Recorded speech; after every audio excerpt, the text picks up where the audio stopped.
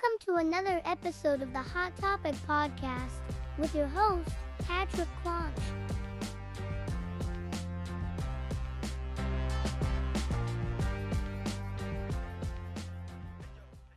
So without further delay, Mr. Beau Lafferty. Yeah, thank you, sir. Yeah, man. How are you, brother? It's good to see you. I'm doing good. You? Good. Yeah, doing good. Yeah. Got through the holidays, or part of it, I guess. Looking forward to New Year's. It's coming up, and on to 2026. Hopefully 2026 is a little busier year than I think we felt in 2025. Yeah.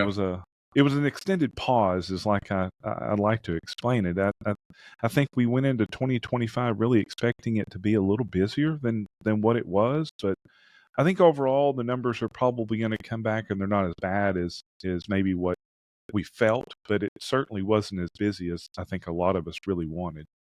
So yeah, I mean, I think a big thing is a lot of people, every time you talk, they'll be like, oh, it's this quarter, it's this quarter, it's this quarter. And the next thing you know, the year's over. And I mean, that demand is there. It's just when it's going to break loose. But the thing is I think when it breaks loose, the longer it goes, the bigger it's going to be when it breaks. So, just making sure, getting prepared for that, getting ready. So looking forward to it. Yeah, for sure. I think everybody is, right? So I think everybody feels that, and you're absolutely right. We went into 2025 and everybody was saying, oh, the tail end of Q2 will be ready to go. Well, we got to the tail end of Q2 and it was lackluster. Then it was like, oh, wait till Q4. It's like, okay. And then we got to Q4 and it really didn't snowball. I mean, it's been steady, I think, but it hasn't snowballed. And, like we've seen in years past, maybe tariffs have something to do with that. I think it's more the market's just a little edgy, because we're seeing people, they're holding on to vehicles a little bit longer than they, were when times were good, right? So, I think what we're going to find is a lot of people, I think there's a pent up demand, and you can probably solidify that thought, but I think there's a pent up demand. And then once we get there, like you said, it's just going to be Katie bar the door, man. We're going to be blowing and going for a extended period of time is what I feel. Yeah, I think a lot of people, like with anything, they just don't want to be the first. So no one wants to jump out there and place a big order and start to ramp up, and get ready. Everyone's like, well, I don't want to be the first one because I don't want to put myself out there and then and be wrong. But I think once the first, group of people start that going, like you said, I think it'll snowball. More people will jump on, and then people will be like, realize, well, what were we waiting on? I think we're holding ourselves back, really. Yeah.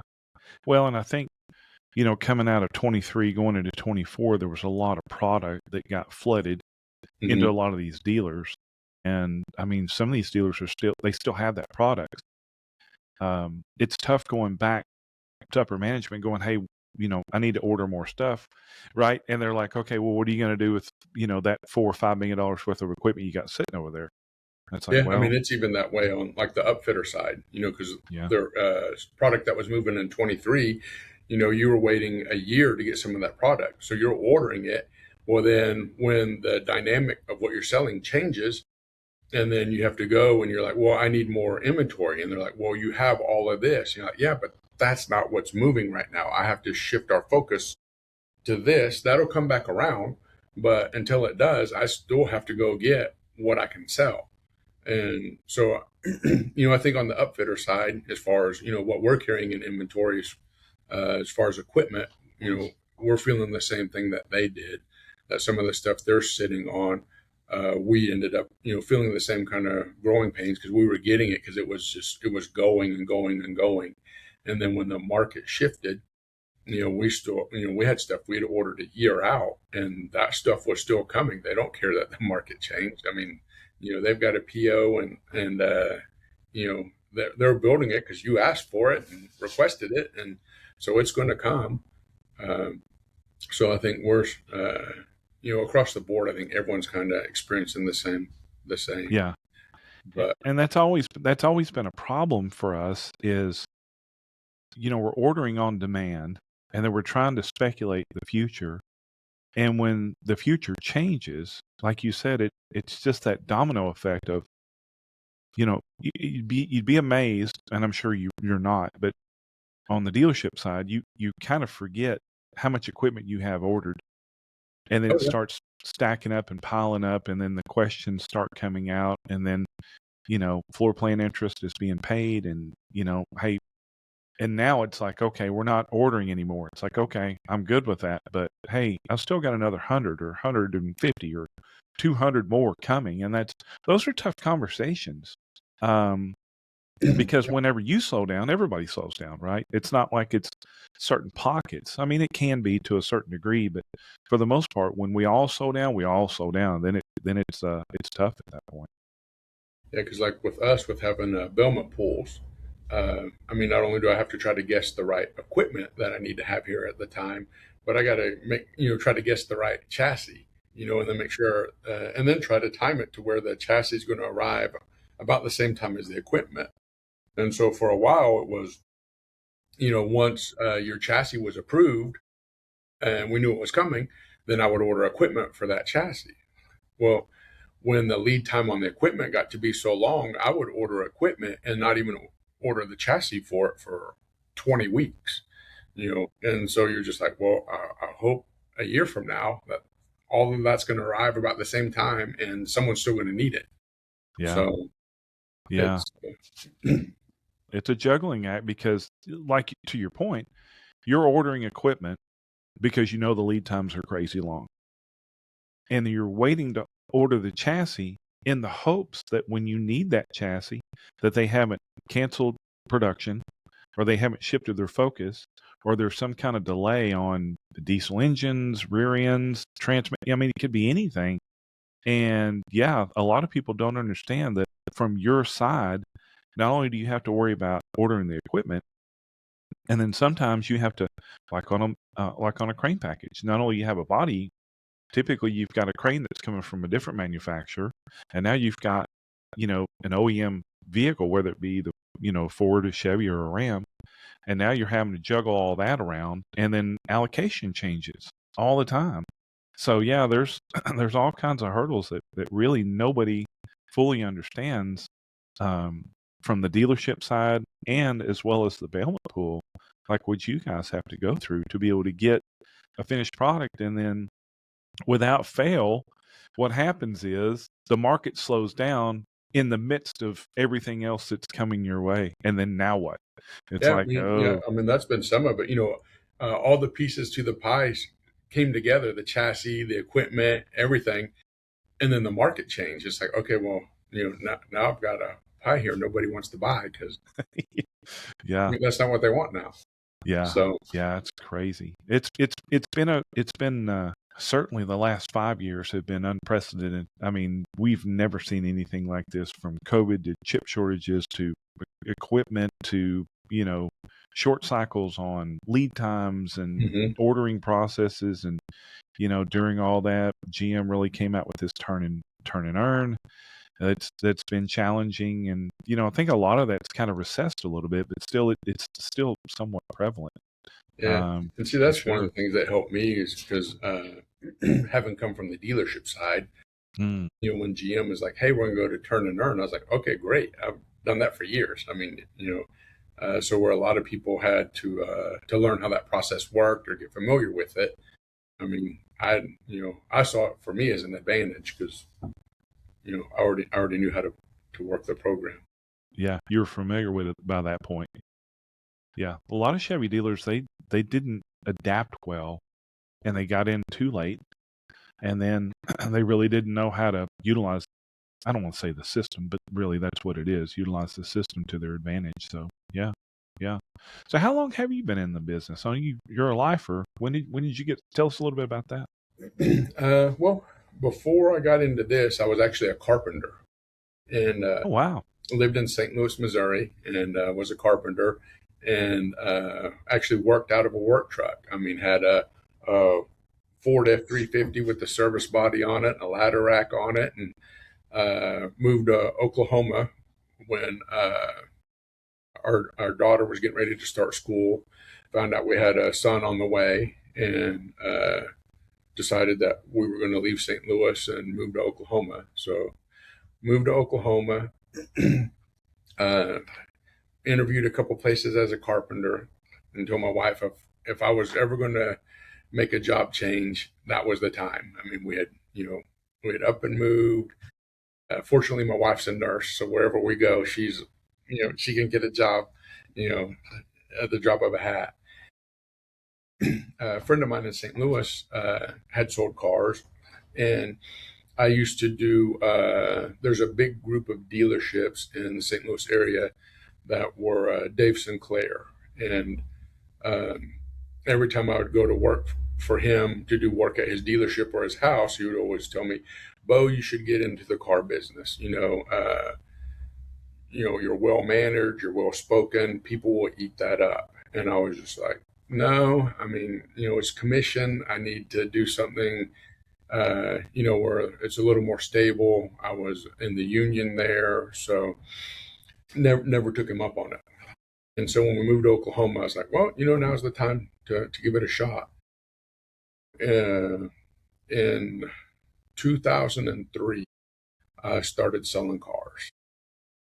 And then obviously, I mean, being in Oklahoma, 90% of what you sell is a truck. I mean, and so I started selling trucks. Worked not slowly. I mean, within probably 9 months, I was a new car manager. Moved up to being a new car director. From there, became a used car manager, became a general sales manager, and then a general manager of a Chevy store. And so during that time, once I became the new car manager, I took over the ordering of inventory. And my whole time through my whole career, even as the general manager, I would still order all the new car inventory just because it would keep me in tune with what was coming, what the market was doing, and then also just on used cars, because I would be like, hey, this is going to come out on these new cars. That's something we're not going to be able to get, or something's changing. A particular used car may be worth more because something was going to happen to the new car that people weren't going to like. So I always felt it gave me a competitive edge. Just knowing the new side would also help me know the used side, plus what to expect in service. Hey, a new model year is going to come out and they're going to redesign something. So recalls, there may be, something that's going to come that we're going to have to get ready for because there's a design change. And so I did that, and then went to work for a Ford store, was a general manager of a Ford store. And then OEM, they reached out. It was November 1st of 2015. And I came out and I met with the owners here. And I'd come out actually because they have a dealership, and I came out to meet with them about that.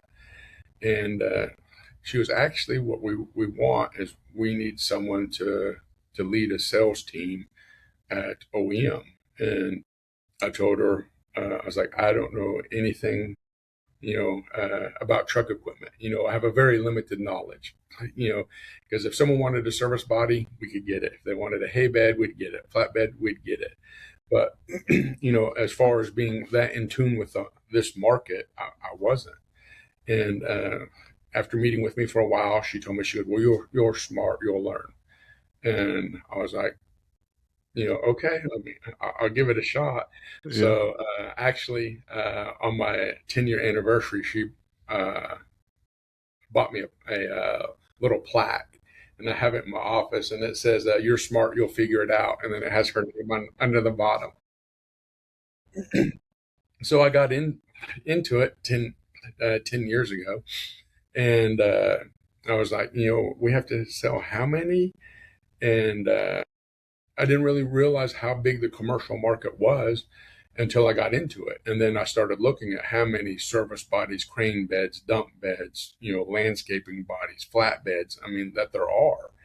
And so I would drive, and I would have my phone handy, and I'd see a car, and I'd just I'd take a voice memo, this is who I saw, this is what's on their truck. And then just started trying to build a client base that way. And then, like supply houses, like Lock Supply, that provides a lot of stuff. I would go to there in the mornings and sit and just see who all pulled in that was in the trades, and then make a list of who was there, and then I'd go back and research them and try to set appointments to go meet with them. And started out as the director of sales for OEM, and I don't think my official title changed to GM until probably about 3 years ago here. I've probably really been doing the role quite a bit longer than that. And when we got here, we had a bailment pool for Chevy and GMC, and they only had a few units in it. I think we had probably less than 10. And then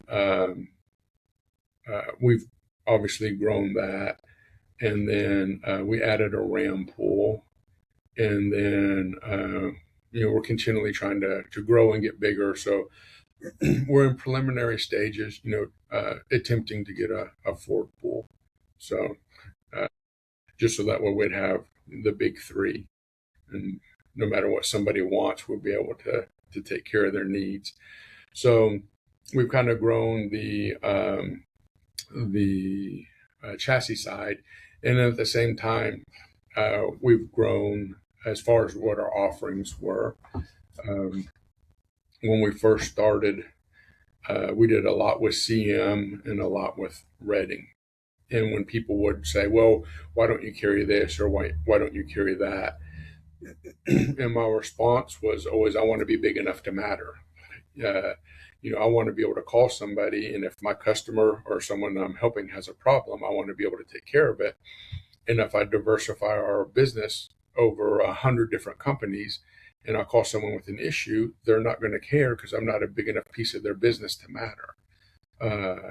So basically, we've tried to grow it. And then when we get to the point that we're at we think a level where we matter with somebody, then at that point, we might look to add someone that to fill a hole or a void that we have in our business. So we're a distributor for quite a few people now, but it's enabled us to really grow what we've done here. With the bailment pool here, I still do all the ordering for the Chevy, GMC, and Ram pools, just because it keeps me in tune with, like what we talked about, market trends, what's going on, what's coming, what changes are going to be, what potential problems we may see. Oversee all the ordering of the equipment as well, because I look to see what trends, what's coming, what's hot, what's moving, what's slowing down, what's building, and then some of it, you just have to look at and just see, is it are we not doing as much just because we're limited on quantity, whether the chassis is not available to us or to the consumer, or if it's just that we can't get the equipment that we need quick enough. So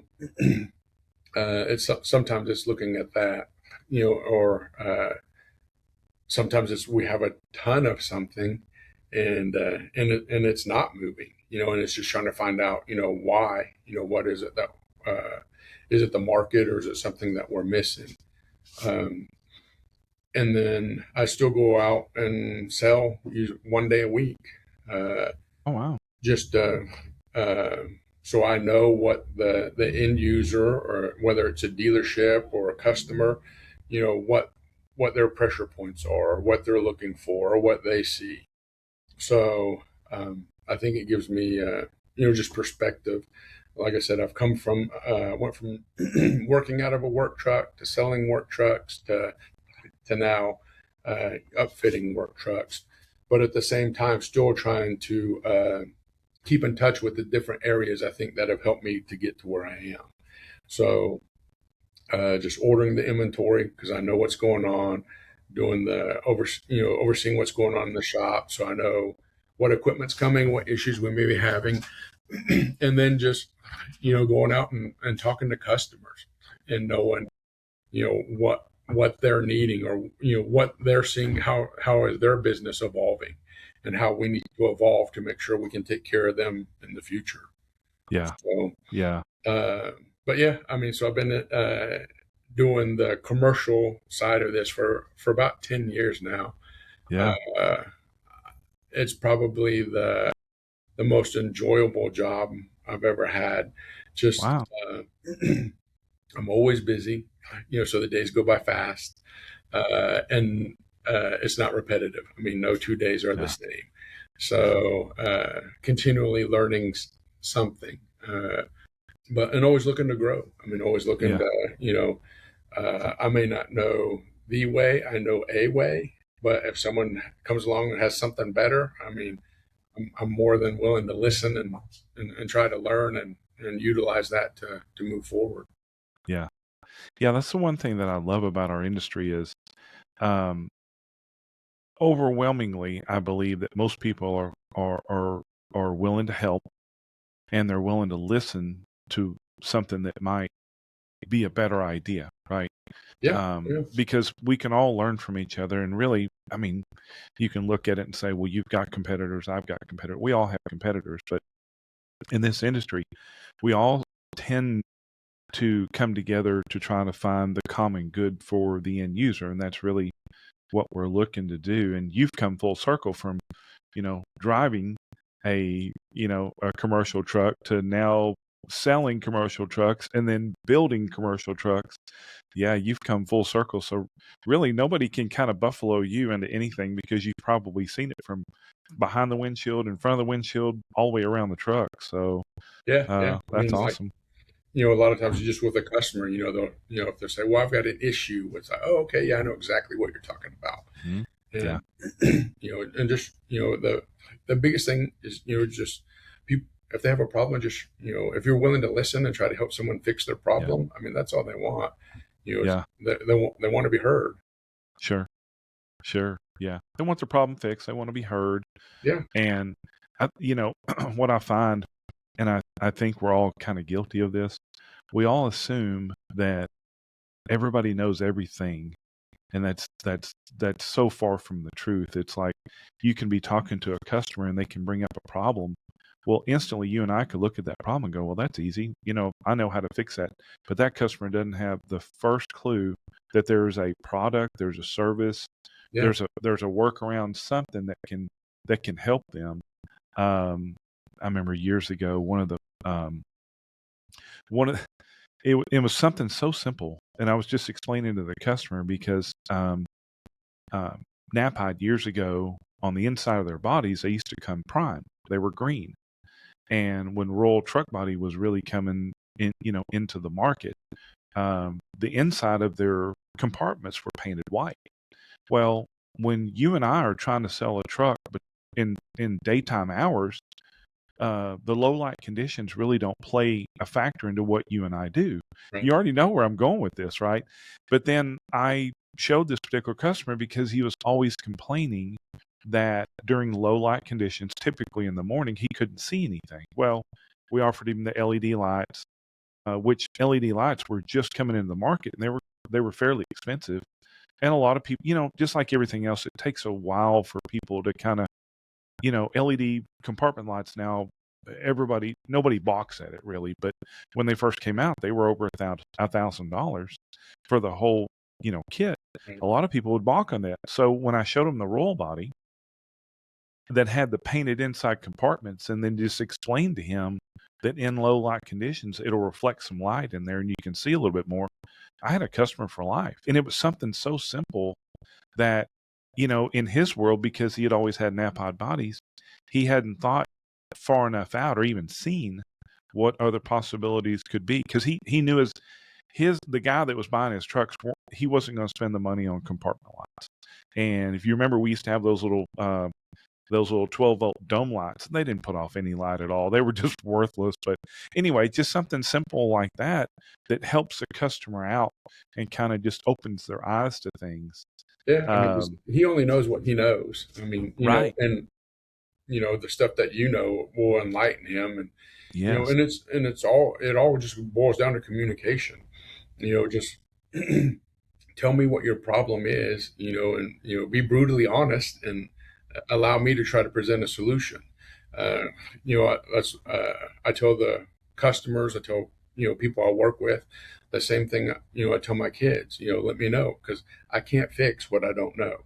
I mean, you can't expect me to find a solution if I don't know that there's a problem. Yes. So if you can communicate, we can work together and try to take care of you. But Yeah. I can't fix what I don't know. Yeah. Yeah. So very true.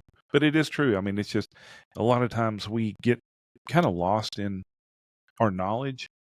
Like, for you, for me, that's been doing it for a really long time, we know a lot of things. But like you said, if I don't know what's a problem for you, I don't know how to fix it. But typically, if you'll tell me what the problem is, I usually have a fix right off the top of my head because I've seen it and it's worked for somebody else or whatever the case is. Or,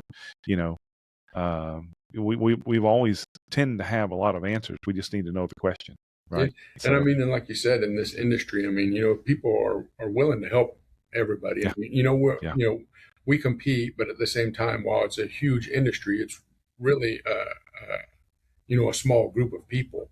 And so a lot of times, if you experience a problem, somebody out there has already, seen it, addressed it, fixed it, and they're more than willing. Hey, this is what we did, and this is what we did to resolve it. Okay, great. Yeah, Thanks.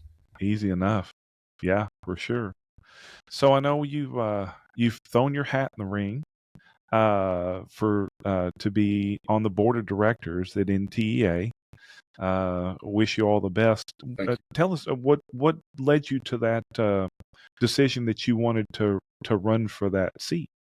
I think the biggest thing for me is this industry. I mean, it's been very good to me and to my family, and my family. I mean, it's the most important thing in my life, and this is how I take care of them. So, its future is important to me, and I've been able to make a career out of this, and and part of it's just exposure.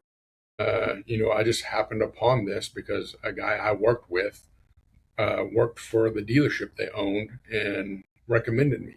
Otherwise, I never would have looked into this industry.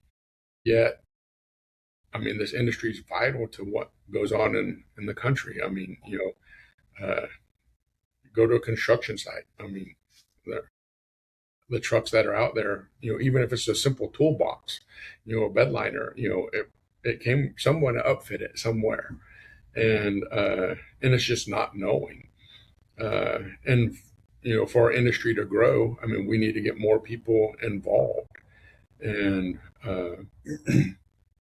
when we go, and I go meet with like dealer groups or dealers, and a lot of the fleet and commercial managers are getting older, and when they're looking to retire, it's who's going to take their spot. I mean, who's going to pick up the ball and run with it?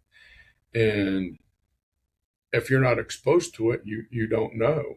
And then on the technician side, I mean, go to any dealership and ask them, what's the hardest thing to find, and they'll tell you it's a technician. Well, I mean, it's the same way on the upfit side. Getting a technician, someone that can read a tape measure. I mean, something that you take for granted. I mean, not everybody knows how to do it. And then, it just gets more complicated from there. You get up to electronics and hydraulics and stuff like that. I mean, it's a skill set. I mean, it's something that takes time. And in order for us to continue to move forward, I think we need to get people to let them know that our industry's out there and what it can do for them. And I think that's the biggest thing is that. And then also, like I said, just I'm an information guy. So that's why I meet with customers. That's why I still order the inventory. And I think being on the board, you're going to get people from all different facets of this industry that maybe I haven't been exposed to. and they may have an idea that helps me, or I may have an idea that helps them, or I may have an idea, we may come up with an idea that helps our industry overall. But I think that's the biggest thing, is just letting people know we're here, and then trying to make sure that we're prepared as we move forward. Because even in our shop, our technicians are getting older. And then the people that we deal with, fleet manager at a dealership, or even a fleet manager for a company, they're all getting older. I mean, we're all getting older, and it's just finding, younger people to buy into it. With AI, they're talking about how many positions in the world will be replaced by AI. Well, I mean, but you're still going to need someone to turn a wrench. I mean, you're still going to need someone to go out and see a customer and build a relationship to know what their needs are, to be able to take care of them as a salesperson.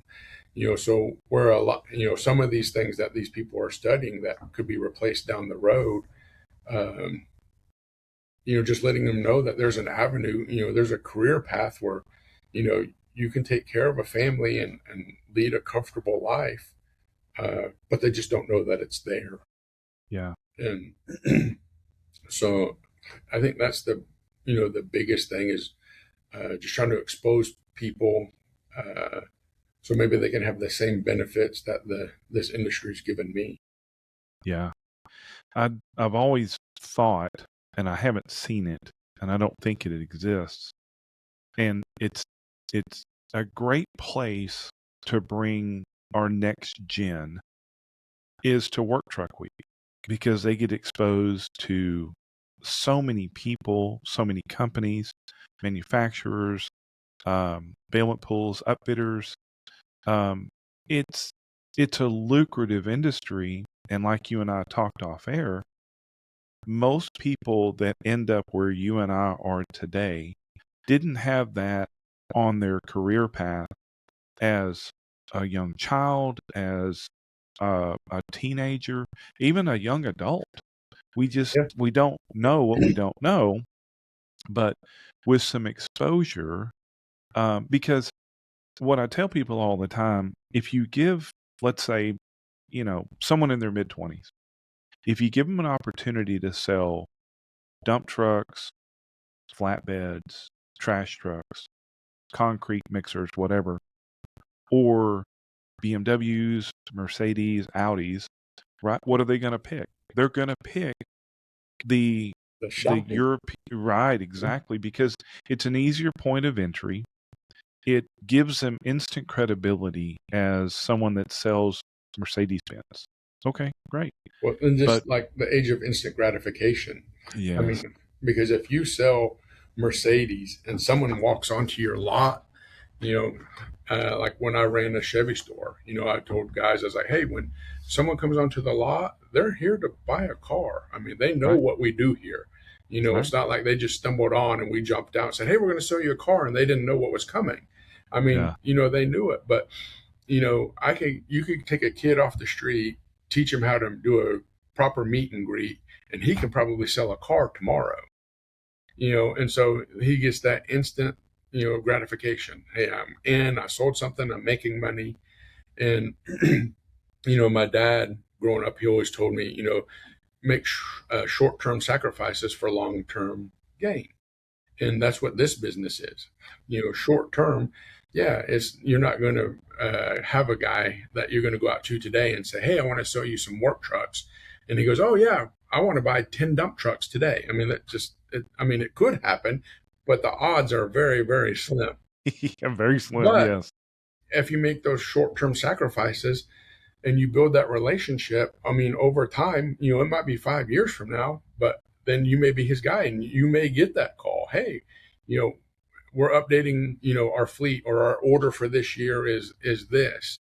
And it's just, letting, the instant gratification, like I said, I mean, you have a question, you type it in the computer, you look on your phone, everything is so quick, and it's just, hey, let's slow down a minute and and look forward. It's not where you want to be in a month. Where do you want to be in 5 years? Where do you want to be in 10 years?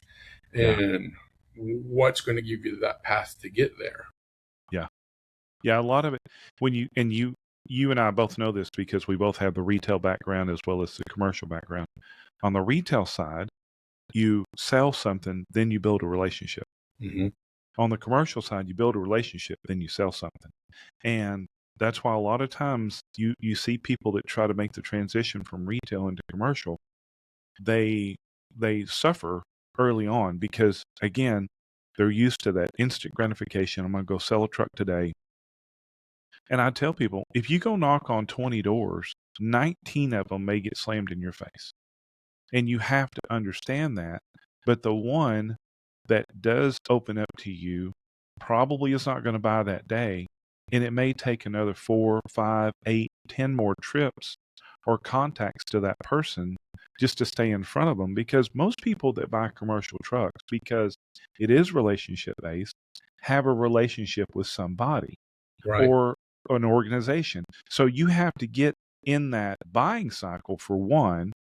And the second thing is you've got to figure out, okay, what has to go wrong? I know this is probably a bad way to look at it, but let's just be honest. What has to go wrong at that other dealership for me to have a chance? And that's really what it comes down to. And a lot of times, again, you and I talking off air, it comes down to communication. Who communicates better? Because the customer needs to know at a moment's notice what's going on with their truck, whether it be you building it, me trying to sell it, my service department trying to service it, whatever the case is, the customer needs to know what's going on with their truck because that's a tool to them. That thing's making them X number of dollars per minute, per hour, per day. And the longer that they're away from it or it's away from them, they're losing money. And on the retail side, you may have someone that might be in a Chevy Traverse, but as a loaner, they might have got a Cadillac Escalade. Well, to them, keep my car as long as you want to. I'm good with the Escalade.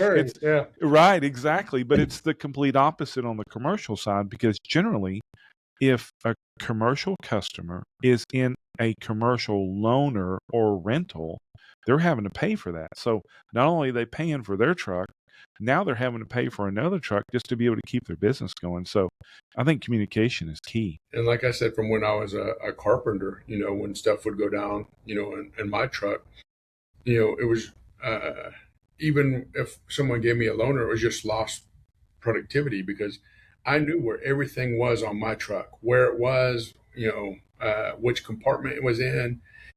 And then you get into something and you're like, oh, well, heck, I left that in my other truck. I didn't think I'd need it. Or, it was laid out a little bit different. So it's just trying to find where the stuff was. It took more time. Yeah. Like you said, like that's time is money. And this business, it's relationship. And it's true. Like what you said is sometimes to get your foot in the door, you have to wait for someone else to make a mistake. Yeah. Yeah. I know when oil was slow, I went to go see oil companies and they were like, why are you here? And I was like, well, to introduce myself.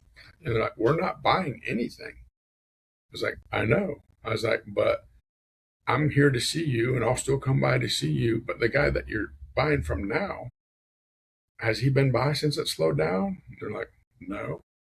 It's like, okay, well, it'll pick back up. We all know it will. And when it does, I don't expect you to buy from me just because I came by to visit, but I'd at least appreciate an opportunity,